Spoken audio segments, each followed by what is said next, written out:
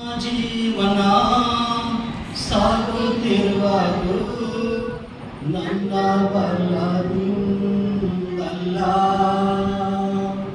ನಮ್ಮನ್ನಲ್ಲಿರುತ್ತೋ ಉಸಿರಾಡದು ನನ್ನ ಸಾಕೋಟಿಂದಲ್ಲ ನನ್ನ ಜೀವನ ಸಾಗುತ್ತಿರುವಾಗ ನನ್ನ ಬಲದಿಂದಲ್ಲ ನಮ್ಮನ್ನಲ್ಲಿರುವೆ ಉಸಿರಾಡದು ಅಲ್ಲ ಬಾರದಂತ ನನ್ನನ್ನು ಗಣ್ಯ ಮಾಡಿದ ನಿನ್ ಕೃಪೆ ಬಾರದಂತ ನನ್ನ ಗಣ್ಯ ಮಾಡಿದ ನಿನ್ ಕೃಪೆ ಕೃಪೆ ಕೃಪೆ ಕೃಪೆ ಯೇಸುವಪ್ಪ ನಿನ್ನ ಕೃಪೆ ಕೃಪೆ ಕೃಪೆ ಕೃಪೆ ಯೇಸುವಪ್ಪ ನಿನ್ನ కృపే. మంచిది పాడిన మీకు అందరికీ ప్రభువులో ప్రత్యేకంగా తెలియజేస్తున్నాం. అలాగే మనమందరము గట్టిగా పడుతూ ప్రభువులను మేలుపరచుదాం. అలాగే మరి వీళ్ళరా ఎందుకు ఇలాగ వాక్యానికి ముందు పాటలు పాడతామంటే కొంచెం వాక్యం వినడానికి చురుకైతారు సిద్ధపడతాం ఉద్దేశంతో ఇలాగ పాటదారులను ఉత్తేజపరచడానికి సిద్ధపడుతున్నాం. మంచిది సమయంలో దేవుని వాక్యం వెళదాం. సమయము 11:30 అవుతుంది, దాదాపు 11:40 ఉండొచ్చు. మంచిది. ఆది కాండము ఈ 37వ అధ్యాయము, ఆది కాండము 37వ అధ్యాయము 20వ వచనాన్ని మనము చదువుకుందాం. ఎవరైనా గట్టిగా స్పష్టంగా చదివినిపిస్తే చాలా సహాయకరమని ప్రభునామమున తలస్తూ తెలియజేస్తున్నాను. ఆది కాండము 37వ అధ్యాయము 20వ వచనం.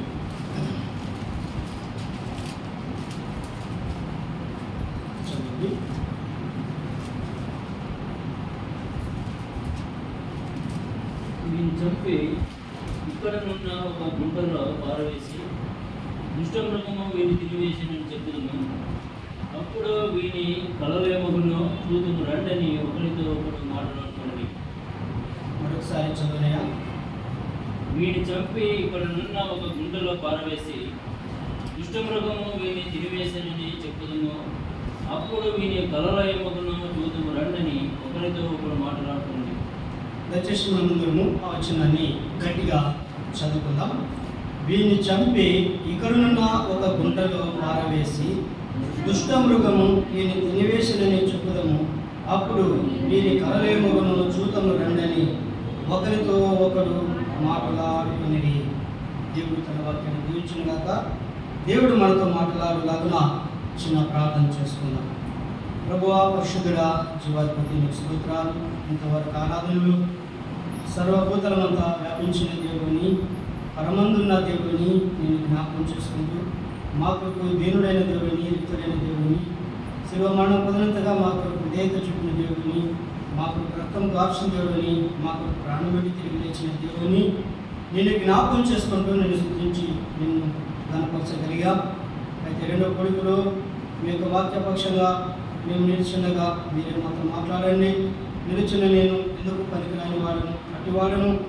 దేవా, నన్ను మరుగుపరచండి, మీ ఆలోచనతో నింపండి. మీరు మాట్లాడితే మాకు క్షేమము, మీరు మాట్లాడితే మాకు మేలు. నన్న మీరే మాట్లాడి మీరే మహిమ పొందమని మా కొరకే ప్రాణం పెట్టి తిరిగి లేచిన యేసుక్రీస్తు నామంలో ప్రార్థిస్తున్నాం తండ్రి, ఆమేన్. ప్రేమైన దేవుని బిడ్డలారా, చదువుకున్న వాక్య భాగం మనకు అందరికీ పరిచయం అయితే మన ధ్యానాంశము మనుషులలో కొందరు మృగాలు, విశ్వాసంలో కొందరు మృగాలు అనే సత్యాన్ని మనం ధ్యానం చేసుకుంటూ అంశంగా ధ్యానం చేస్తున్నాం. మరి నిజంగా కొన్ని మృగాలను మనం జ్ఞాపకం చేస్తున్నాం. యేసు ప్రభు కాలంలో ఉన్న మృగాలు ఎవరని జ్ఞాపకం చేసుకున్నాం. దానియేలు కాలంలోని మృగాలు ఎవరని మనం జ్ఞాపకం చేసుకున్నాం. అలాగనే యోగు కాలంలోని మృగాలు ఎవరని మనం జ్ఞాపకం చేసుకున్నాం. మనుషులే కానీ వారు మృగాలాగా ప్రవర్తించారు కాబట్టి వారు మృగాలులాగా కనబడుతున్నారని లేఖనాల నుండి మనము జ్ఞాపకం చేసుకున్నాం. ఇంకా చాలా ఉన్నాయి, మరి చెప్పాలంటే చాలా విషయాలు ఉన్నాయి. కానీ ఈ వర్తమానంలో మృగాలు అనే అంశాన్ని నేను ముగిస్తున్నాను. మరలా ప్రవచితమైతే వచ్చే నెల నుండి మరొక అంశం పైన మాట్లాడాలని ప్రభునందు భారం కలిగి మరి సిద్ధపడుతున్నాను. సంఘక్షేమం కొరకు, కుటుంబాక్షేమం కొరకు, మనందరి ఆత్మీయ వేల క్షేమం కొరకు మరొక అంశం పైన మాట్లాడడానికి ప్రభు నన్ను బలపరుస్తున్నాడు. మీరందరూ ప్రార్థన చేయండి. ఏ సందేశం అందించినా, ఏ వర్తమానం అందించినా సంఘక్షేమం కోరి, మన విశ్వాస జీవిత క్షేమం కోరి మాట్లాడబోతున్నానని ప్రభునందు తెలియజేస్తున్నాను. వీళ్ళరా మరి ఈ భాగంలో కుటుంబ గాథను మనము చదువుకుంటున్నాం కదా. కుటుంబ గాథ, ఆనాడు కుటుంబ గాథ, ఈనాడు సంఘమనే గాథ అని మనం చూస్తున్నాం. ఆనాడు యాకోబు కుటుంబంలో తన కుమారుల ద్వారా కుటుంబానికి బాధ కలిగించారు. ఈనాడు సంఘాలలో దేవుని సంఘమనే కుటుంబానికి కదా బాధ కలిగించేవారుగా ఉన్నామా లేదా క్షేమాన్ని కలిగించేవారుగా ఉన్నామా అనేది మన ముందు ప్రశ్నగా ఉన్నది. ఆనాడు అన్నల ఐక్యత, మరి ఈనాడు సహోదరుల ఐక్యత అని మనము బైబిల్ భాషలో మనం చూస్తున్నాం. మంచిది. ఇక్కడ మనం చూసుకున్నట్లయితే ఎవరంటున్నారు ఈ మాటలు? వీనిని చంపి ఇక్కడున్న ఒక గుంటలో పారవేసి దుష్ట మృగము వీనిని తినివేసనని చెప్పుదాము. వీళ్ళరా ఎవరంటున్నారు ఈ మాటలు? సొంత అన్నలే కదా, సొంత అన్నలే వీళ్ళు ఏమంటున్నాడు? దుష్ట మృగము వీనిని తినివేసనని చెప్పుదాము అని తమ తండ్రికి సమాధానం చెప్పడానికి అన్నల యొక్క మరి ఆలోచనలను మనం చూస్తున్నాం. అప్పుడు వీని కళలు ఏమగునో చూద్దాము, రెండని ఒకరితో ఒకడు మాట్లాడుకునేది. వీళ్ళరా ఈ భాగాల్లో యోసేపు అన్నలు ఒక మృగాలాగా ప్రవర్తించినట్లుగా మనము చూస్తున్నాం కదా.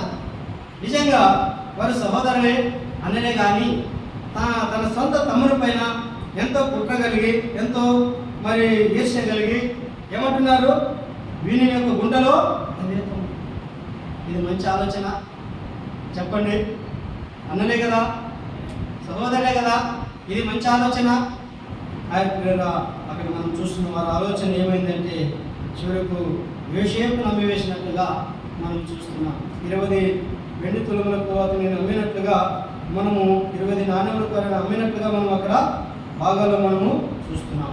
చూడండి, అన్నల ద్వారా అమ్మివేయబడిన యోసేపు జీవితాన్ని మనకెంతో ఆశీర్వాదకరంగా, మన ఆత్మ జీవితానికి ఎంతో మాదిరికరంగా మనము చూస్తున్నాం. మంచిది ప్రియులారా, ఈ భాగంలో యోసేపు వారి పట్ల ఏమి చెడుగా ప్రవర్తించలేదు. యోసేపు వారి పట్ల ఏమి చెడుగా వారికి వ్యతిరేకంగా ప్రవర్తించలేదు. అయినా కూడా వీళ్ళు ఏం చేస్తున్నారు? యోసేపును గుంటలో వేయాలి, యోసేపును అతనిని అమ్మివేయాలి అని మనము అన్నట్లుగా మనము చూస్తున్నాం. మంచిది ప్రియులారా, మరి ముందుకు వద్దాం రండి. ఏమంటున్నారు 24వ వచనంలో, అతన్ని పట్టుకొని ఆ గుంటలో పడద్రోసి, ఆ గుంట వట్టిది, అందులో నీళ్లు లేవు. వారు భోజనం చేయ కూర్చుండి కన్నులెత్తి చూడగా చూస్తున్నారు. చూడండి, తన సహోదరుని మరి గుంటలో వేసినట్టుగా మనం చూస్తున్నాం. అంతకుముందు ఏం చేశారంట? అతని నిలువుటంగిని తీశారు అని మనం చూస్తున్నాం. అతనిని నిలువుటంగిని తీసి అతని గుంటలో వేసినట్టుగా మనం చూస్తున్నాం. ప్రేమైన దేవులారా, ఈ భాగాల్లో అన్నల యొక్క స్వభావం మృగములాగా మనము చూస్తున్నాం. వీరి గురించి కొన్ని మాటలు మనము ఆలోచన చేసుకుందాం. వీరు తమ్ముని అమ్మివేసినటువంటి వారిగా, గుంటలు వేసినటువంటి వారిగా మనం చూస్తున్నాం. ఎందుకు వీళ్ళు ఇలాంటి స్థితికి దిగజారారు చెప్పండి? ఎందుకు వీళ్ళకి ఇంత తమ్ముని పైన కోపం? ఎందుకు ఇంత తమ్ముని గుంటలు వేయడానికి పరిస్థితి వీరు హీన స్థితికి దిగజారిపోయారు? ఎందుకు ఎందుకు అది 37 వచనంలో మనం చదువుకురండి. ఎందుకంట యోసేపు ఒక కళ కానీ తన సహోదరులతో అది తెలియజేయగా వారు అతని మీద మరింత పగపట్టింది. కళలు వీరిని ఈ యొక్క హీన స్థితికి తీసుకొచ్చినట్లుగా మనం చూస్తున్నాం.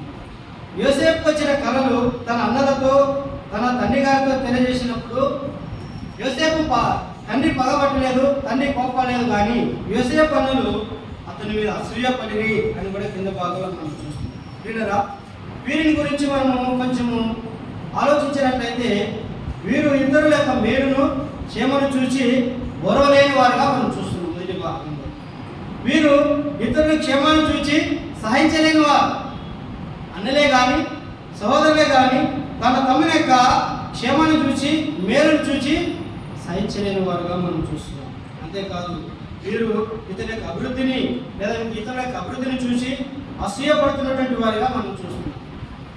నాలుగవదిగా వీరు ఇతని యొక్క పేరు ప్రఖ్యాతులు గొప్పగా అయితే ఉద్దేశంతో ఇతని పైన పగబట్టినట్లుగా మనము చూస్తున్నాం. కాబట్టి వీరు కలిగిన అభిప్రాయము, వీరు కలిగిన ఆలోచన మంచిది కాదు, అన్నల ఐక్యత ఇది మంచిది కాదని మరి మనము చూస్తున్నాం. రెండవ భాగంగా మనం ఆలోచించినట్లయితే వీరు ఇతరులను బాధ పెట్టడమే వారి యొక్క భాగం. ఇతరులు అంటే ఎవరు కాదు, సొంత సహోదరులే. తమ తమ్ముని బాధ పెట్టడమే వారి యొక్క భాగం. తమ తమ్ముని కన్నీరు తెప్పించడమే వారి యొక్క కర్తవ్యం కదా. తమ తమ్ముని అవమానపరచడమే వారి యొక్క ఆనందం కదా. అవునే కదమ్మా? తమ తమ్ముని నవల్పాలు చేయడమే వారి యొక్క ఆట. ఇలాంటి సహోదరులుగా అలాంటి యోసేపు కుటుంబంలో అన్నలుగా మనకు కనబడుతున్నారు. అయితే పిల్లరా, విశ్వాసమైన మనము ఈ లోకంలో సహోదరులుగా ఉంటున్న మనం ఎలా ఉండాలి? పౌలు అంటున్నాడు, సహోదర ప్రేమ నిలవరముగా ఉండనీయుడి అని లేఖనాలు మనం చూస్తున్నాం. మంచిది, ముందుకెళ్దాం. ఈ అన్నల ఆలోచన మంచిది కాదు, ఈ అన్నల ఐక్యత ఏమాత్రము మంచిది కాదు. మంచిది వారు అక్కడ ఉంటున్నప్పుడు యోసేపును గుండెలను వేస్తున్నప్పుడు వారు చేసిన కొన్ని బలహీనమైనటువంటి మనస్సాక్షి మాటలు మనం చదువుకుందాం. ఏమంటున్నారు? వారు అన్నల ఐక్యత మంచిది కాదు. ఏమంటున్నారు చూడండి. అతన్ని పట్టుకుని ఆ గుంటలో పడద్రోసి ఆ గుంట పట్టేది, అందులో నీళ్లు లేవు. వారు భోజనము చేయ కూర్చుంది.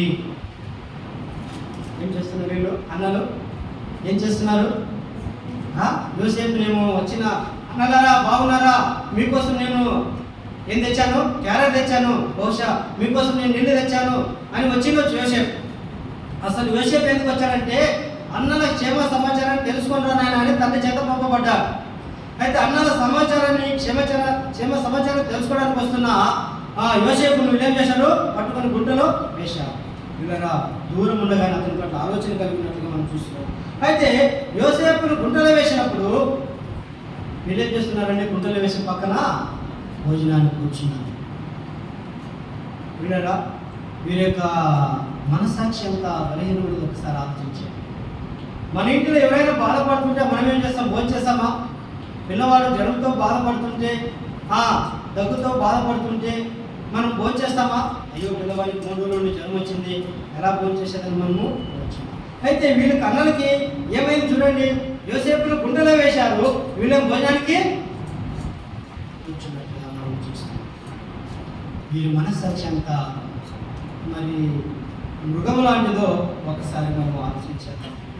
వీరి మనస్సాక్షి ఎంత బలహీనమైనదో, వీరి మనస్సాక్షి ఎంత వాత వేయబడినదో మనము ఆలోచించవలసినటువంటి వారమై ఉన్నాం. వీళ్ళరా వారికి భోజనం ఎలా తినాలనిపించింది?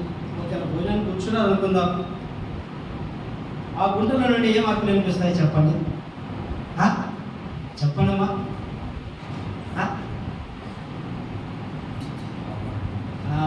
ఓ రూబేనన్నయ్య, ఓ యూదానయ్య, ఓ ఆసేరన్నయ్య, బెన్యామీన్ అన్నయ్య, నన్ను పైకి తీయండి, నన్ను పైకి తీయండి, నేనేమి తప్పు చేశాను, నన్ను ఎందుకో మీరు గుంటలో వేశారు. ఓ అన్నలారా, ఓ రూబేన్ అన్నయ్య, ఓ యూదన్నయ్య, ఓ ఆసేర్ అన్నయ్య, ఓ బెన్యామీన్ అన్నలారా, నన్ను చూడండి, నేను ఒట్టి గుంటలో ఉన్నాను, నాకు ఎంత బాధ ఉంది అని ఆ విషయం కేకలేసేటం లేదా?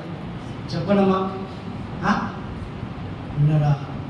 యూసేపు గుంటలు వేపినప్పుడు ఆ అరుపులు వారికి వినిపెడుతున్నప్పుడు వాళ్ళు భోజనానికి కూర్చున్నట్లుగా మనం చూస్తాం.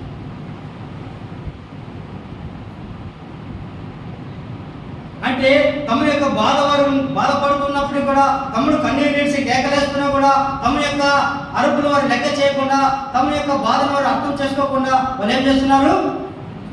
భోజనానికి కూర్చున్నారు. అంత మరి అందరూ మరి బలహీనమైనటువంటి వారు మనం చూస్తాం. ఒకే కుటుంబానికి చెందినటువంటి వారు, ఒకే తండ్రి ఇంటి వారు మరి ఎలా ఉన్నారంటే వారు తమని అరుపులను లెక్క చేయకుండా వారు అలాగే భోజనాన్ని కూర్చున్నట్టుగా మనం చూస్తున్నాం. మరి కొన్ని మాటలను పడతారండి. అది 26 వచనంలో చూద్దాం రండి. అక్కడ యూదా ఏమంటున్నాడు? అప్పుడు యూదా మనము మన సోదరుని చంపి వారి మరణములకు దయచేసి ఇక్కడ ఆగుదా. వారి యొక్క కేకలు, యోసేపు కేకలు వారికి వినబడుతున్నా మరి అలాగే భోజనానికి కూర్చొని భోంచేసినట్టుగా మనం చూస్తాం. ప్రేమైన దేవులారా, మనం కూడా ఈ పాట మనకి ఎంతో మాదిరిగా ఉన్నది. మనం కూడా ప్రభు బల్ల యొక్క భోజనానికి కూర్చున్నప్పుడు కదా, మనం ఎక్కడ కూర్చుంటామండి? ప్రభు బల్ల యొక్క భోజనానికి కూర్చున్నప్పుడు మన యొక్క సహోదరు యొక్క కేకలు వినబడుతున్నాయా లేదా? మన మనసాక్షిని వినబడుతున్నాయా లేదా అనేది చాలా ప్రాముఖ్యమైనది. ఆరాధనలో పాల్గొంటున్న మనం కూడా చాలా వరకు మనం ఎంతో సహోదరుల పట్ల, సహోదరుల పట్ల ప్రేమానుభవాలు కలిగి, ఆత్మీయ ఆప్యాయతలు కలిగి మనం సంఘంలో దేవుని కొరకు ఒక సమూహంగా సాగాలి. ప్రభు బల్ల కూర్చున్నప్పుడు అలనాడు యోసేపు అన్నలు భోజనం కూర్చున్నప్పుడు తమ యొక్క కేకలు లెక్క చేయలేదు, వారి బలహీనమైన మనసాక్షి. అయితే మనము మన ప్రభు యొక్క బల్ల కూర్చున్నప్పుడు మన మనస్సాక్షి కూడా మనల్ని గద్దిస్తుందా లేదా? ఫలానా సమయంలో పలానా వారిని బాధ పెట్టాం, ఫలానా సమయంలో ఫలాని వారిని కించపరిచాం, ఫలానా సమయంలో ఫలాని వారిని నొప్పించాం, ఫలానా సోదరులో ఫలానా సమయాన్ని మనం యోసేపులే అమ్మివేశాం. ఆరుకులు ఉన్నప్పుడు నీవు కూడా ప్రభుత్వ పశ్చాత్తాపడి నీవు కూడా దేవుడి యొక్క పాలనలో పాల్పొందాలి. అందుకే సామెతల గ్రంథం 27వ అధ్యాయంలో ఒక మాటను చూడండి. మనం ఎలాంటి బలులు అర్పించాలంట? 21వ అధ్యాయం 27వ వచనం మనం చదువుకుందాం. అక్కడ ఏమంటున్నాడంటే మనం ఎలాంటి బలులు అర్పించాలంట, అర్పించకూడదు. అక్కడ భక్తుడు మహాజ్ఞానం తెలియజేస్తున్నాడు. ఎలాంటి అర్పణలు అర్పించాలంట? 21 భక్తిహీనులు అర్పించు బలులు హేయములు. ఏమిటండి? భక్తిహీనులు అర్పించు బలులు హేయములు, దురాలోచనతో అర్పించిన ఎడల అవి మరీ హేయములు అని మనం చూస్తాం. మన అర్పణలు ఎలా ఉన్నాయంట? హేయకరంగా ఉన్నాయి, బలహీనకరంగా ఉన్నాయి అని మనం చూస్తున్నాం. అదే కదా ఆ మాట అలాగుని మరొక భాగంలో మనం చూస్తున్నాం. అదే పరిశుద్ధ గ్రంథంలో భక్తిని అర్పించినట్టుగా మనం బలులు అర్పించకూడదని ఒక భాగంలో మనం చూస్తున్నాం. అంత మాత్రమే కాదు, పదార్థంలో కాకిన నీ దేవుడైన యెహోవా నామమును నువ్వు వ్యర్థముగా ఉచ్చరింపకూడదని కూడా మనం చూస్తున్నాం. కాబట్టి ప్రేమనులారా, ఈ ఆరాధనలో మనం పాల్గొంటున్న మనము మన మనస్సాక్షికి కల్మషంలో దోచుకున్నట్ల ప్రభు యొక్క బలలో పాల్గొంటున్న మనము మన మనస్సాక్షిని ఎంతో మనం శుద్ధి చేసుకోవాల్సిన వారమైనా మనము నిజంగా మన సోదరుల పట్ల మనము ఎలాంటి వైఖరి కలిగి ఉన్నామనేది చాలా మనకు యోసేపు అన్నల ద్వారా మనం నేర్చుకోవాల్సిన వారమైనా. నిజంగా చూడండి, యోసేపు అన్నలైతే తమ్ముని యొక్క అరపులు విన్నా కూడా వాళ్ళు ఏం చేస్తున్నారు? భోజనానికి అదే మనం కూడా మన పరమ తండ్రి యొక్క ప్రభు బలలో కూర్చుంటున్నాం. మనం యోసేపు అన్నలోనే మనం ఉండకూడదు. ఇతరుల యొక్క అరపులు మన యొక్క మనస్సాక్షి వినబడుతున్నప్పుడు మనము వారికి మనము ప్రతిస్పందన చేయి మనం వారిని ఇతరులను ప్రేమించేవారుగా, గౌరవించేవారిగా ఉండాలి. అయితే మనము సహోదరులను గౌరవించడం మన యొక్క కర్తవ్యం. అయితే సహోదరులుగా మనము ఇతరులకు కీడు కలిగించే వారు ఉండకూడదని మనం చూస్తున్నాం. యోహాను రాస్తూ తన పత్రికలు 3వ పత్రికలు అంటాడు, మేలు చేయవాడు దేవుని సంబంధి, కీడు చేయవాడు దేవుని సంబంధి కాదు అని కూడా మనం చూస్తున్నాం. మంచిది, అలా ముందుకెళ్ళదా. మూడవదిగా వారు చేస్తున్న పని ఏమిటంటే, వారు మనము మన సహోదరులము మనము ఏమంటున్నారండి వాళ్ళు? 37-26 వచనంలో మనం చూద్దాం. ఏమంటున్నారు వాళ్ళు? ఏమంటున్నారు చూడండి. మన సహోదరుని చెప్పి వారి మరణమును దాచి పెట్టునందు వలన ఏమి ప్రయోజనమయ్యా?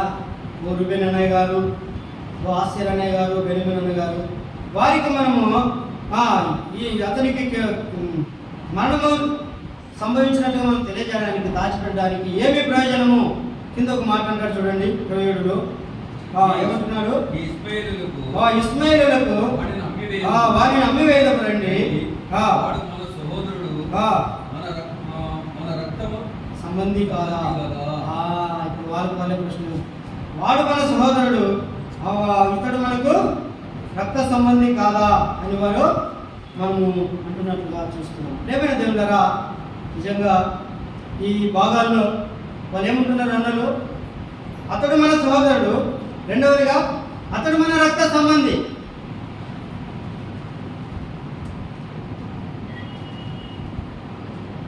వాళ్ళంటూ ఉన్న మాటలు ఈ ఇతడిని ఇస్మాయిలులకు అమ్మివేత. వీళ్ళరా దినాల్లో నిజంగా ఎంతో మరి ఈ విషయం మనం చదువుకున్నప్పుడు ఎంతో మీకు బాధకరంగా కనపడుతుంది.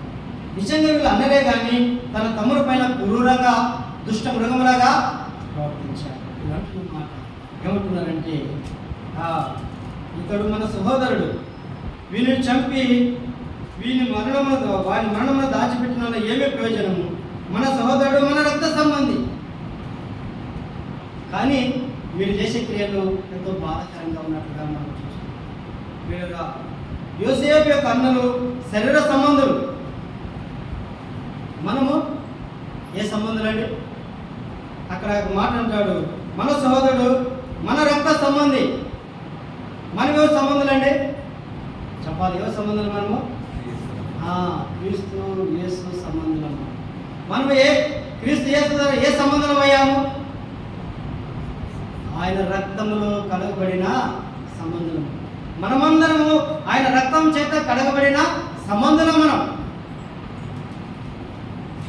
శరీర సంబంధుల కంటే నాకు తెలిసినంత వరకు క్రీస్తు రక్త సంబంధులే ఎంతో శ్రేష్ఠులని, ఎంతో అది ఆశీర్వాదకరమైన బంధమని ప్రభునందు నేను తెలియజేస్తున్నాను కదా. అవును పిల్లరా, శరీర సంబంధుల కంటే ఆత్మీయ సంబంధులు ఎంతో మేలు. శరీర రక్త సంబంధుల కంటే ఆత్మీయ క్రీస్తు రక్త సంబంధులు ఎంతో శ్రేష్ఠులు. అవునా? మనమందరం ఎవరండి? క్రీస్తు రక్తం ద్వారా కడగబడినటువంటి వారు. మనమందరం క్రీస్తు రక్తం ద్వారా కొనబడినటువంటి వారు. ఆయన పిల్లలం మనం, ఆయన కుటుంబం మనం.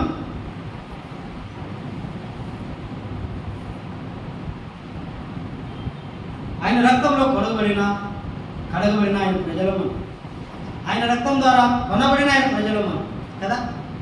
మన బంధం గొప్పదా? శారీరక బంధం గొప్పదా? చెప్పండమ్మా, చెప్పండి. అవును పిల్లరా, ఆశ్రమంతో ఒక మాట అన్నారంట వాళ్ళ ఇంటి వారు, నువ్వు చనిపోతే మమ్మల్ని ముట్టినిస్తారా? మీ చర్చలు వచ్చి మిమ్మల్ని తీసుకొని పోతారు, మమ్మల్ని ముట్టినీరు అని ఆశ్రమంతో అన్నారంట. చూడండి, వాళ్ళు చర్చి వాళ్ళని ఎంత వాళ్ళకి అభిమానం వచ్చింది. ఈమెను చర్చి వాళ్ళు వచ్చి ఈమెను భూస్థాపన మంచిగా తీసుకుని మంచిగా భూస్థాపన చేస్తారని ఆ కుటుంబ ప్రియుల అభిమానం మనం చూస్తాం. వారి యొక్క వాళ్ళు మనలో ఉన్న ఆ బంధాన్ని వారు చూసినట్లుగా మనం చూస్తాం. ప్రేమిని దేవులారా, నిజంగా పరనాడు యోసేపు పనులు తమ తమ్ముని అమ్మివేశారు. ఏ తప్పు లేకుండా తన తమ్ముని అమ్మివేశారు. ఈనాటి దినాల్లో సంఘాలలో సహోదరులను కదా ఇలా అమ్మిరంటే ఏం వెళ్ళవలసిన అవసరం లేదు. మాటలను అమ్మివేసేవారు ఉన్నారు, క్రియలను అమ్మివేసేవారు ఉన్నారు, చేతబడులనే అమ్మివేసేవారు, చేతుల ద్వారా అమ్మివేసేవారు ఉన్నారు కదా. ఇలాంటి వారి సంఘాలు మనకు కనబడుతున్నారు. యోసేపు అనేది మనకు కనబడుతున్నారు. ప్రేమగా ఎందుకు నేను ఈ మాట చెప్తున్నట్టే, ఎవరిని కించపరచాలి కాదు. వారిని చూసి మనం మేలు పొందుదాం, వారిని చూసి మనము మేలు పొందాం, వారిని చూసి మనం బలపడదాం. మనం వారి వల్ల ఉండకూడదు, మనము ప్రభువులే మనం ఉండాలి, ప్రభు పిల్లలుగానే మనం ఉండాలి అని మనము యోసేపు పనుల ద్వారా ఎన్నో పాఠాలు మనం నేర్చుకుంటాం. అతడు మన రక్త సంబంధి అంటున్నారు కానీ అమ్మివేస్తున్నారు కదా. ఎంత విచారకరమైనటువంటి ఆలోచన మనము చూస్తున్నాం. మంచిది. అయితే మనం ప్రియరా ఈ భాగంలో మనం ఏదైతే ఆలోచించినట్లయితే మనకి ఎన్నో పాఠాలు ఉన్నాయి, కానీ మనం సమయం ముగించుకోవాలి కాబట్టి ముందుకు వెళదాం. కాబట్టి వారు ఓర్వలేని వారని, వారు సహించలేని వారని, వారు పగపట్టిన వారని, ఇతరులను బాధపెట్టడమే వారి యొక్క బాధ్యతని, వారు ఇతరులను నవ్వులు పాలు చేయడమే వారి యొక్క ఆటని మనము చూస్తున్నాం. అయితే పిల్లరా ఈ ఉదయకాలంలో ఒక కుటుంబాన్ని మనం జ్ఞాపకం చేస్తుంది. యాకోబు కుటుంబం. ఏ కుటుంబం అండి? యాకోబు కుటుంబం. యాకోబు తన కుటుంబానికే తండ్రి. ఎవరండి? యాకోబుకి ఎంతమంది కుమారులు? చెప్పండమ్మా. యేసు ప్రభువుకి ఎంతమంది శిష్యులు? యాకోబుకి ఎంతమంది కుమారులు? చెప్పాలా కదా? అవునుతారా? యాకోబుకి 12 మంది కుమారులు. యాకోబు తన కుటుంబానికే తండ్రి. యాకోబు తన 12 మందికే తండ్రి. మన తండ్రి ఎవరండి? చెప్పాలా? మన తండ్రి ఎవరు? ప్రభువైన యేసుక్రీస్తు. ఆరాధనలో ఒక మాట మనం చూసాం. అదే దానియేలు గ్రంథంలో 2వ అధ్యాయం 18 వచనంలో 19 వచనాలు మనం చూసినాం. పరలోకము మందుల తండ్రి అని మనం చూస్తున్నాం. పరలోకపు తండ్రి కదా అక్కడ మనం చూస్తున్నాం. 2:19లో పరలోకపు తండ్రి. అదే 2:37లో కూడా మనము 2:37లో పరలోకపు తండ్రి అని మనం చూస్తున్నాం. ఉదయకాలంలో మన ఆరాధన సహాయకంగా సర్వభూతలమంతా వ్యాపించినటువంటి రాయని, ఆయన పరలోకపు తండ్రిని మనం జ్ఞాపకం చేస్తున్నాం. ఉదయకాలంలో మనం పరలోకపు తండ్రి అనే సత్యాన్ని మనం జ్ఞాపకం చేస్తున్నాం. మనం ఎవరి ఇంటి వారం అంటే పరలోకపు తండ్రి ఇంటి వారము అనే సత్యాన్ని మనం జ్ఞాపకం చేస్తున్నాం. అయితే ప్రేమైన దేవులారా మన తండ్రి ఎవరు? పరలోకపు తండ్రి. మన తల్లి ఎవరు?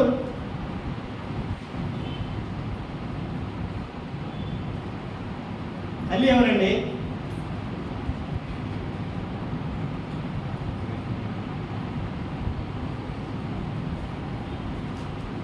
సంఘమనే తల్లి. సంఘమనే తల్లి. తండ్రి ఆయన, సంఘమనే తల్లి. అందుకే యోహాను రాస్తాడు, అమ్మా నీ పిల్లలు కొందరు సత్యం అనుసరించి నడుచుకొస్తున్నారు, ఉన్నట్టుకంటే నాకు ఎక్కువైన సంతోషము. తండ్రి ఆయన, తల్లి సంఘం. అయితే యాకోబు కుమారులు ఏం చేశారండి? తన తండ్రికి దుఃఖం కలిగజేశారు, తన తల్లికి దుఃఖం కలిగజేశారు. మూడవదిగా తన సహోదరునికి యోసేపు చనిపోయాడు వాక్యం కానీ నేను మృతుల లోకానికి వెళ్ళిపోతున్నాను అన్నాడు. ఎంత అండి? మృతుల లోకానికి వెళ్ళిపోతున్నాను అన్నాడు. ఎంత విచారకరం. ఎవరి ద్వారా తండ్రికి ఇలాంటి దుస్థితి వచ్చింది? ఎందుకు తండ్రి అలా మృతుల లోకానికి దిగిపోవాల్సి వచ్చింది? దానికి కారకులు ఎవరు? కుమారుడే.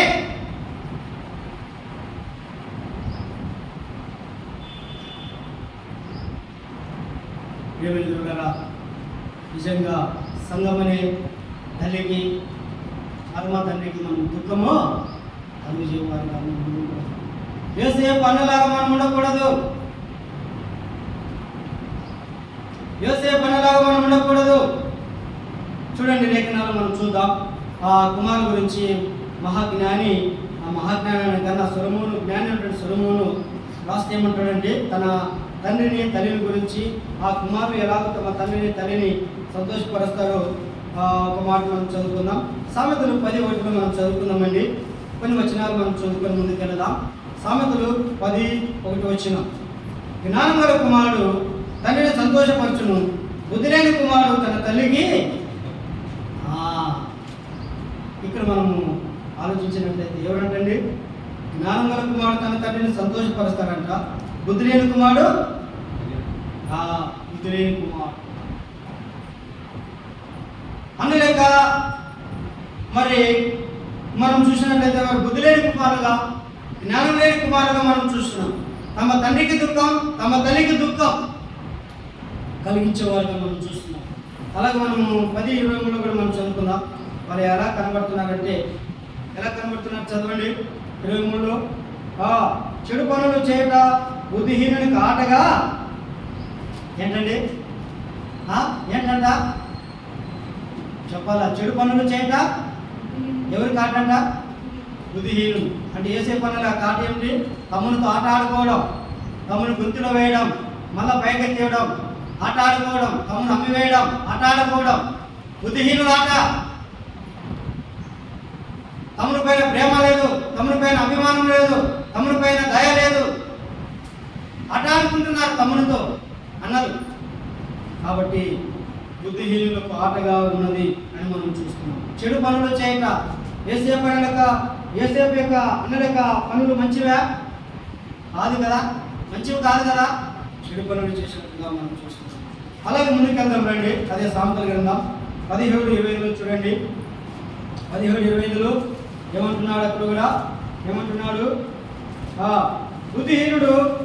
బుద్ధిహీనుడు కుమారుడు తన తండ్రికి దుఃఖము తెచ్చును, తను కనిన దానికి అట్టివాడు బాధ కలిగించేయండి. చూడండి, ఇప్పుడు కూడా అదే బాధ కలిగించేవారుగా, దుఃఖం కలిగించేవారుగా మనం చూస్తున్నాం. అలాగే మరి మనం కొంచెం వెనకన్నట్లయితే 14:22 కూడా మనం చూద్దాం రండి. 14:22 కూడా ఏమంటున్నాడంటే 22లో కీడు కల్పించేవారు తప్పిపోదురు అనే మాట మనం చూస్తున్నాం. వీరు కీడు కల్పించేవారుగా మనము చూస్తున్నాం. ప్రేమ దేవునిరా, వీటి వారి గురించి సామెతలు 21:7లో ఏమంటున్నాడంటే భక్తులను అర్పించు బలులు హేయములు, దురాలోచనతో అర్పించిన అవి మరి హేయములు అని మనం చూస్తున్నాం. వారు అర్పించే బలులు కూడా మరి దేవునికి అంగీకారం కాదు అని కూడా మనము చూస్తుంటున్నాం. అలాగే మరి 19:29 కూడా మనం చదివినట్లయితే ఏమంటున్నాడు చూడండి. 19:29లో ఏమంటున్నాడు? అపహాసకులు తీర్పులను, బుద్ధిహీనులు వైపులకు దెబ్బలను నింపబడి ఉన్నవని మనం చూస్తున్నాం. అలాగే మరి సామెతలు 20:20లో కూడా ఒక మాట మనం చూస్తున్నామండి. 20:20 ఏమందంటే తన తల్లినైనా దూషించువాని దీపము కారు చీకటిలో ఆరిపోవును. ఏమైనా మన తండ్రి ఎవరు? పరలోకపు తండ్రి. మన తల్లి ఎవరు? సంగమన తల్లి. తల్లిని ఏమంట? దూషించే వారికి ఏమంట? దీపం ఆరిపోతుంది అని మనం చూస్తాం. మరి కుటుంబాన్ని మనం చూసినట్లయితే ద్వితీయోపదేశకాండంలో ఒక మాట రాయబడిందండి. అక్కడ ఆ కుమారుడు ఎలాంటి కుమారుడుగా ఉన్నాడో అక్కడ మనము చూస్తాం. ద్వితీయోపదేశకాండంలో ఒక కుమారుడు గురించి తమ తల్లిదండ్రులు ఊరి గవర్నర్ ఏర్పడికి తీసుకొని వస్తారండి. ఈ ఊరి గవర్నర్ తీసుకొని వచ్చినప్పుడు ఆ తల్లిదండ్రులు బాధపడుతూ ఒక మాట తెలియజేస్తారండి.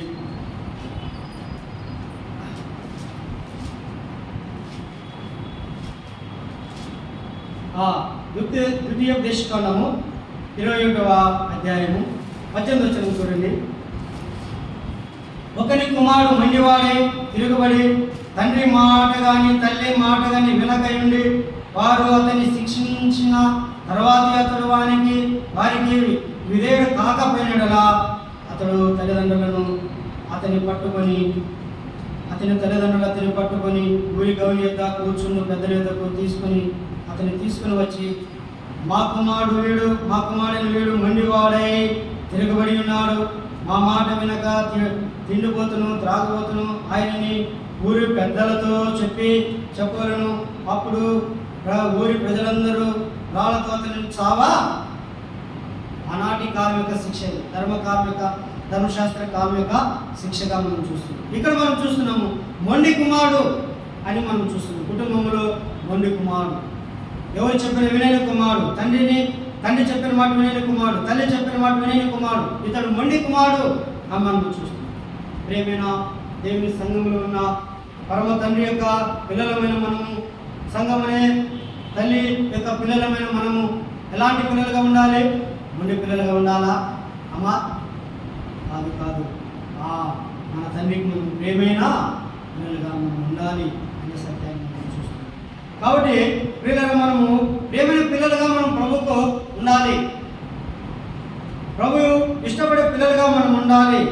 ప్రభు అలనాడు తన కుమారుని గురించి ఈయన నా ప్రియ కుమారుడు అని చెప్పే పిల్లలుగా మనము ఈ లోకంలో మనం ఉండాలి. ఎక్కడున్నాం మనం? ఏ ఇంట్లో ఉన్నాం మనం? ఎవరి ఇంట్లో ఉన్నాం మనం? మన తండ్రి ఎవరు, మన తల్లి ఎవరు అని సత్యాన్ని మనము జ్ఞాపకం చేసుకోవాలి. మన తండ్రి పరమ తండ్రి, మన తల్లి సంగమన తల్లి.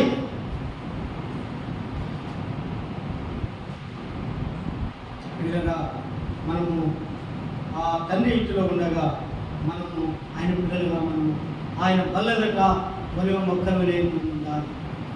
ఎలా ఉండాలి? ఒలివ మొక్కల వలె ఉండాలి. ఒలివ మొక్క అది ఎప్పుడు వాడిపోదండి, దానికి మరణమే లేదండి. మనము భక్తులు ఒలివ మొక్కలో ఉండాలి, ప్రార్థనలు ఒలివ మొక్కలో ఉండాలి, విశ్వాసంలో ఒలివ మొక్కలో ఉండాలి, ఇంకా భయభక్తులలో ఒలివ మొక్కలలో ఉండాలి, ఇంకా ఆరాధనలో ఒలివ మొక్కలోనే మనం ఉండాలి. ఆ మొక్క ఎలాగో వాడిపోదో మనం కూడా వీటిలో మనము వాడిపోరాదు. ఆత్మీయ విషయాలు మనం వాడిపోరాదు, అలసిపోరాదు, సమస్యలు పోరాదు, మనము కృంగిపోరాదు, బలహీనపడరాదు. మన యొక్క మనకున్న పరిస్థితులను బట్టి, మనకున్న బాధను బట్టి మనము వీటిలో మనం సోలిపోరాదు, సమస్యలు పోరాదు. మనము ఒలివ మొక్కల వలె దేవుని మందిరంలో మనం ఉండాలి. మన తండ్రి పరమ తండ్రి, మన తల్లి సంగమన తల్లి సత్యాన్ని మనం జ్ఞాపకం చేసుకోవాలి. కాబట్టి అందుకే లేఖనాల్లో ఒక మాట రాబడింది. ఏమంట చూడండి, ఎఫెసీయుల పత్రిక 6వ అధ్యాయానికి వెళ్ళినట్లయితే అక్కడ ఒక మాట ఉందండి. ఏముందంటే 6వ అధ్యాయం మొదటి వచనం చదవండి. చదవాలన్నా? పిల్లలారా ప్రభువునందు మీ తల్లిదండ్రులకు ప్రభువునందు మీ తల్లిదండ్రులకు ఇది ధర్మమే. నీకు మేలు కలిగినట్లు నీ తండ్రిని తల్లిని సన్మానింపు, అప్పుడు భూమి మీద ఇక్కడ పౌలు ఎఫెసు సంఘానికి రాస్తూ మరి తమ తల్లిదండ్రుల గురించి రాస్తూ మరొక పక్క ఆత్మీయ తల్లిదండ్రుల గురించి కూడా అది ఏమంటున్నాడు? నీ తండ్రిని నీ తల్లిని ఎవరా తండ్రి? పరమ తండ్రి. ఎవరా తల్లి? సంగమన తల్లి. నువ్వు సన్మానించుము. నువ్వు దీర్ఘాయుష్మంతుడిగా ఉండాలంటే నీ తండ్రిని సంతోషపరచుము, నీ తల్లిని సన్మానించుము. అవును పిల్లరా, మన పరమ తండ్రిని మనం సన్మానించాలి, మన సంగమన తల్లిని మనము సన్మానించాలి. అప్పుడే మనము దీర్ఘాయుష్మంతులుగా ఉంటాం.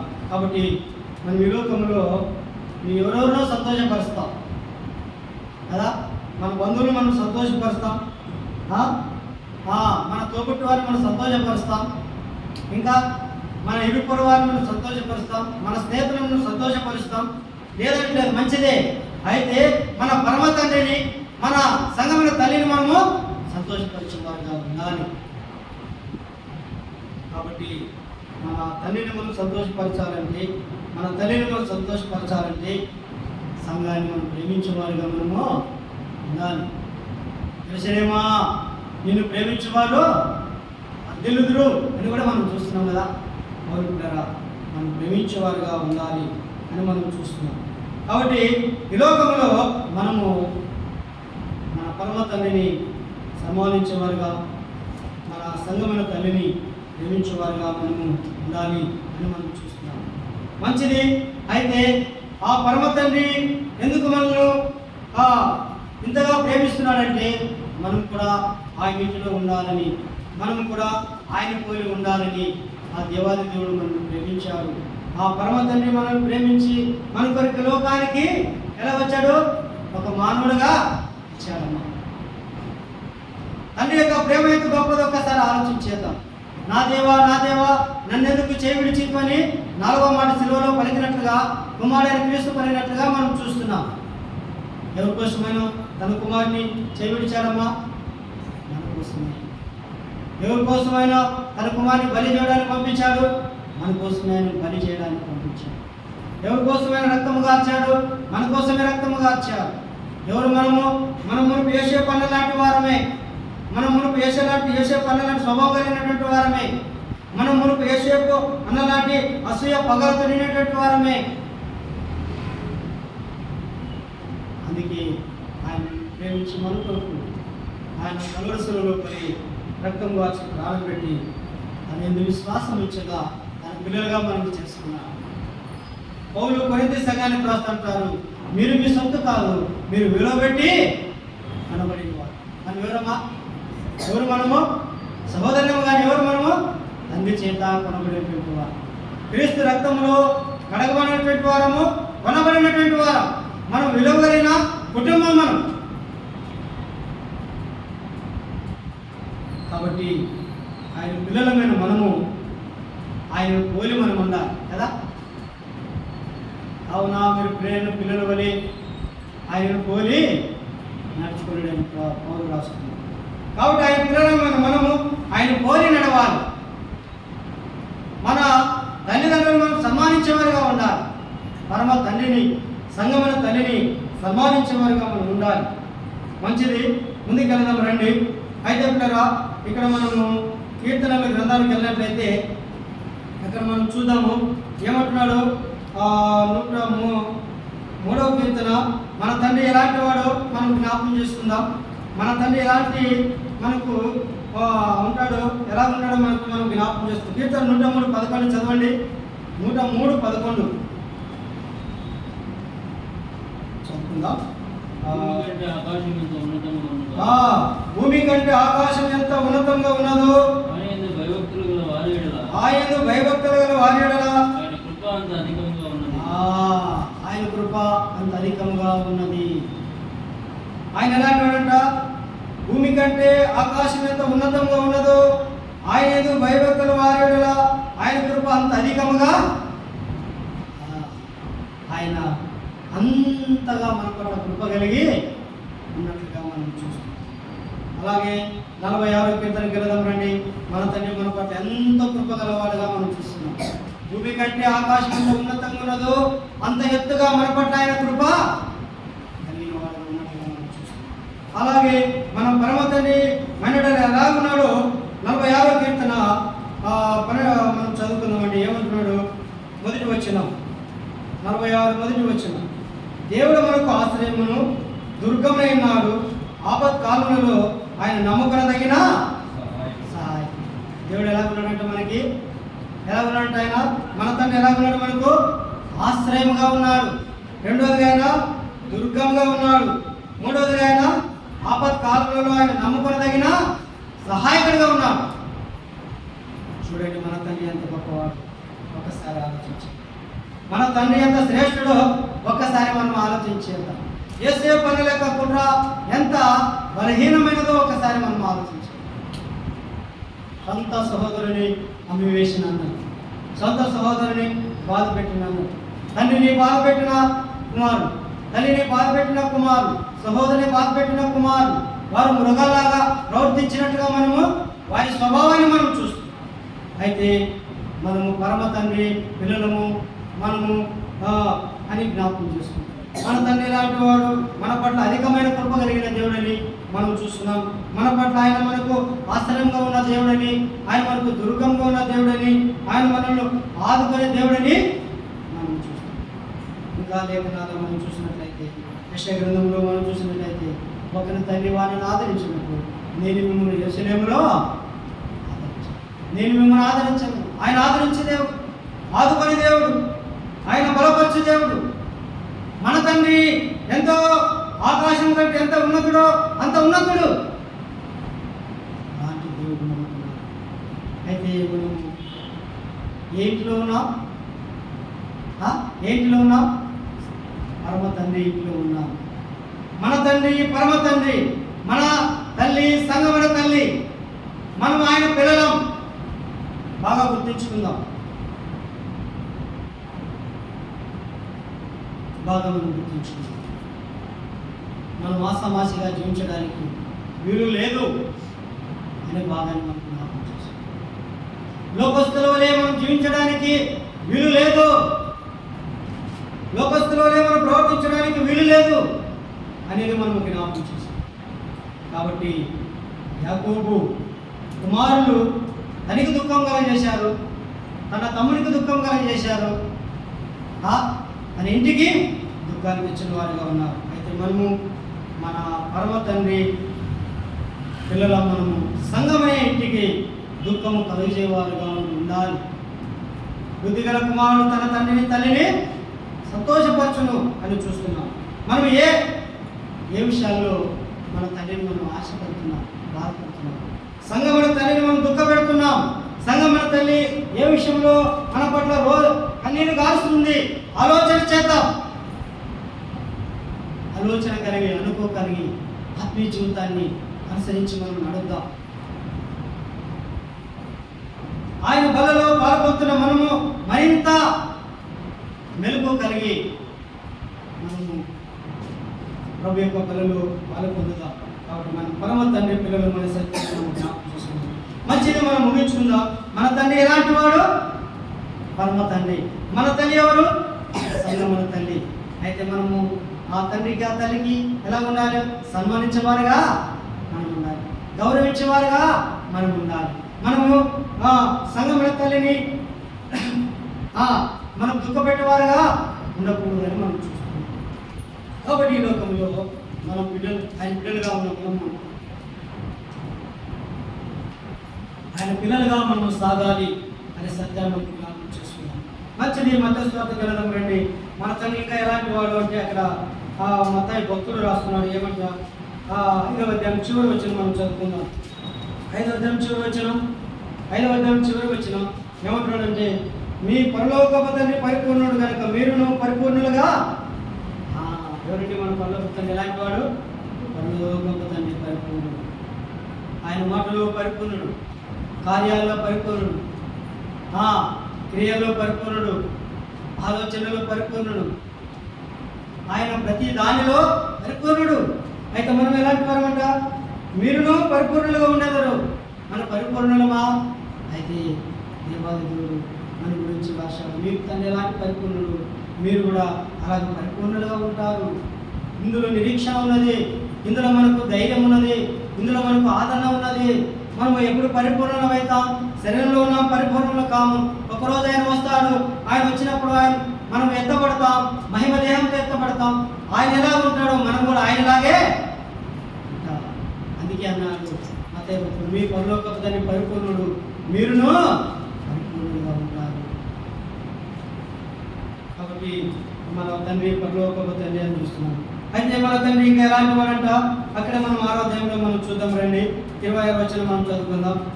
ఏమంటున్నాడు? ఆకాశ పక్షులను చూడండి, అవి విత్తము కోయము కొట్టులో కూర్చుకొను, ఆయనను మీ పరలోకపు తండ్రి వాటిని మీరు వాటికంటే ఇక్కడనే మన ఆత్మీయ సత్యత బయటికి పడి, మీరు వాటికంటే శ్రేష్ఠుడు కారా? పక్షుల కంటే శ్రేష్ఠుడు కారా? గొర్రెల కంటే మీరు శ్రేష్ఠుడు కారా? భూమి మీద ఉన్న వాటన్నిటికంటే మీరు శ్రేష్ఠులు.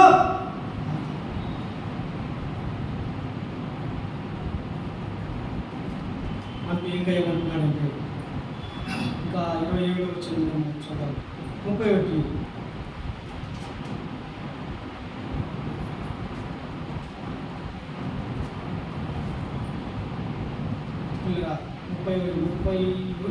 కాబట్టి ఏమి తిందామో, ఏమి త్రాగదామో, ఏమి ధరించుకుందామో అని చింతింపబడి అన్యజనులు వీటన్నిటి విషయం విచారితులు. ఇవన్నీ మీకు కావాలని మీ పరలోకపు తండ్రికి తెలియదు. మీ పరలోకపు తండ్రికి తెలియదు అని మనం చూస్తాం. కాబట్టి మన పరలోకపు తండ్రికి అన్నీ మనకి ఏం కావాలన్నీ. అయితే ఆయన బిడ్డలమైన మనము ఎలా ఉండాలి? ఆయన బిడ్డలమైన మనము ఎలా ఉండాలి? మన పరలోకపు తండ్రి ఎలాంటి వాడు? ఆయన మన పట్ల అధికమైన కృప కలిగిన వాడు. మన పరలోకపు తండ్రి ఎలాంటి వాడు? మనకు ఆశ్రయంగా ఉన్నవాడు. మనకు ఆశ్రయంగా ఉన్నవాడు. వ్యాధి బాధల్లో మనకు ఆశ్రయంగా ఉన్నవాడు.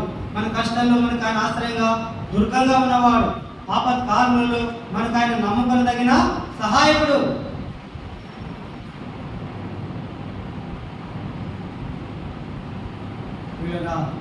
ఆయన మనకు సహాయకుడు. ఆయన సహాయం ఉంది కాబట్టి మనం ఈ లోకంలో మనం సాగుతున్నాము, జీవిస్తున్నాము.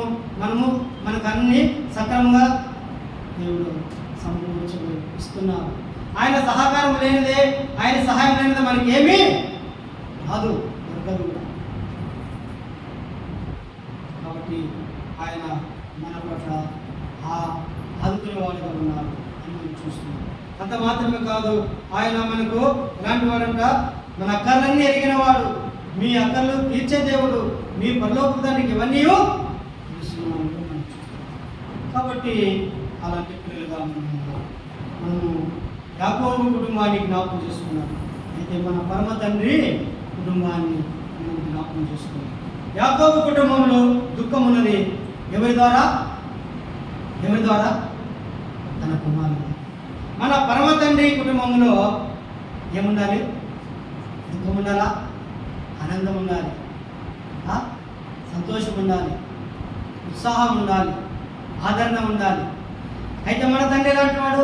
ఆయన ఆదుకునే దేవుడు, ఆయన దుర్గంగా మనకునే దేవుడు, ఆయన మనకి అండగా ఉండే దేవుడు, ఆయన మనకు సహాయం చేసే దేవుడు అని లేఖనాలు మనం చూస్తున్నాం. అందుకే ఆయన గురుకున్నప్పుడు ఒక మాట అన్నాడండి. ఆయన చనిపోకముందు, ఆయన మరణించి తిరిగి లేకుండా ఒక మాట అన్నాడండి. నేను వెళుతాను, నేను వెళ్ళి మీకు స్థలము సిద్ధపరుస్తాను, నేనున్న స్థలంలో మీరు ఉండలాగిన నేను వచ్చి మిమ్మల్ని తీసుకొని పోతాను అన్నాడు. అందుకు ఒక మాట, నేను మిమ్మల్ని అనాథులనుగా. చూడండి ఎంత గొప్ప ఆదరణ దేవుని ద్వారా మనకు.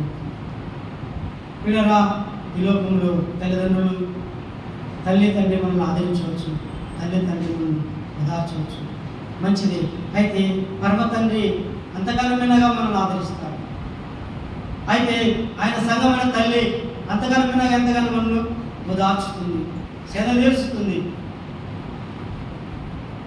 ఆయన ఇంటిలో మనం ఉన్నాం, జ్ఞాపకం చేసుకుందాం. ఆయన పిల్లలుగా మనం ఉన్నాం, ఆయన రక్తం ద్వారా కడగబడిన పిల్లలుగా మనం ఉన్నాం. శరీర సంబంధాల కంటే ఆత్మీయ సంబంధమే ఎంతో బాంధవ్యమని ప్రభుత్వం తెలియజేస్తున్నాం. కాబట్టి మనము ఎలా ఉండాలి? యేసేపు అన్నల వలె ఉండాలా? యేసేపు లాగా ఉండాలా? అన్నల యొక్క క్షేమ సమాచారం తెలుసుకోవడానికి వచ్చిన తమ్ముని విషయంలో మరింత మృగాలుగా ప్రవర్తించారు. ఒకసారి ఆలోచించారు. ముందు దినాల్లో నా ధ్యానాంశం, మనం దేవుని మందిరంలో ఎందుకు ఉన్నాం, లేక దేవుడు తన మందిరంలో ఎందుకు మనం ఉంచారు? నెక్స్ట్ ధ్యానం చేసిన అంశం, దేవుడు మనలను తన మందిరంలో ఎందుకు మనల్ని ఉంచారు అనే అంశం పైన మాట్లాడుకుని ధ్యానం చేసుకున్నాం. అయితే మనం యాకోబు కుటుంబంలో ఎలాంటి కుమారులుగా మనం ఉన్నాం? మన పరమ తండ్రి కుమారులుగా ఉన్న మనము ఎలాంటి కుమారులుగా మనం ఉన్నాం అనే సత్యాన్ని మనం జ్ఞాపకం చేసుకున్నాం. నిజంగా ఒక తండ్రి తన పిల్లల విషయంలో తను ఎంతో సంతోషపడతాడు. అయితే తన పిల్లలు చేసే కార్యాల విషయంలో తను ఎంతో దుఃఖపడతాడు. అలాగే మన పరమ తండ్రి కూడా, అలాగే సంఘం మన తల్లి కూడా మనం చేసే కార్యాల విషయంలో మంచి చేసే తల్లి తండ్రి సంతోషపడతారు. మనం చెడు చేస్తే తండ్రి తల్లి దుఃఖపడతారు అనే సత్యాన్ని మనం జ్ఞాపకం చూస్తున్నాం. ఆ దుఃఖపరిచేది ఎవరంట? బుద్ధిహీనులు అని మనం చూస్తున్నాం. సామెతలు 24:28 ఆ పిల్లలకు ఒక పేరు పెట్టాడు, కీడు కల్పించు వారు తంటాల మారి అని ఒక పేరు ఉందండి. కాబట్టి మీరు చదువుకోండి. సామెతల గ్రంథం 24:8 ఒక మాట ఉందండి. దేవుడు ఒక పరిశుద్ధాత్మ దేవుడికి ఒక పేరు పెట్టాడు. ఏమిటా పేరు అంటే, చదువుకుందాం, ఒక మాట చదువుకొని ముగించాలని ఆశ ఉంది. కాకపోతే దేవుని ఆత్మను బలపరుస్తూ మరి మాట్లాడుతుంది కాబట్టి మాట్లాడుతున్నాను. 24:8 చదవండి దయచేసి తీసిన వాళ్ళు. సామెతలు 24:8 ఏమేంటుంది?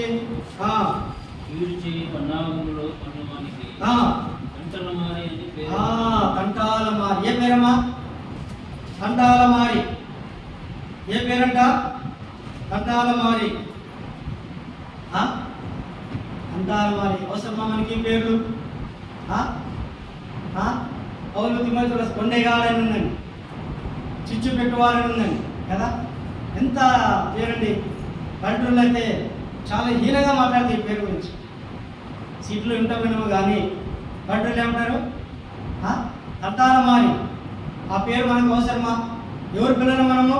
పరలోకపు తండ్రి పిల్లలము. కాబట్టి మెలకు కలిగి మన ఆత్మీయ జీవితాన్ని చక్కపరుచుకుందాం. ప్రభు మందిరంలో ఆయన తండ్రి మనం, ఆయన సంఘమైన కుటుంబం తల్లి మనం, ఆయన పిల్లలుగా మనం ఉన్నాం. మనం సంతోషపరిచే పిల్లలమ్మా, దుఃఖపడే పిల్లలమ్మా. నీ తండ్రిని నీ తల్లిని సన్మానించింది, అప్పుడు నీవు దీర్ఘాయుష్మంతుడు. మనము దీర్ఘాయుష్మంతులుగా ఉండాలంటే పరమ తండ్రిని సంగమైన తల్లిని ఏం చేయాలి? సన్మానించాలి. అలా సన్మానించి అలా దీర్ఘాయుష్మంతులమై ప్రభు యొక్క రాజ్యంలో మనం చిగురుగా దేవుడు అంతవరకు మనకు సాధించిన దేవుడు కొద్ది మాటలు దీవించాలి. ప్రార్థన చేసుకుందాం. ఈ ప్రార్థన మనకు లోకేశ్వరుని ప్రార్థన చేస్తాం.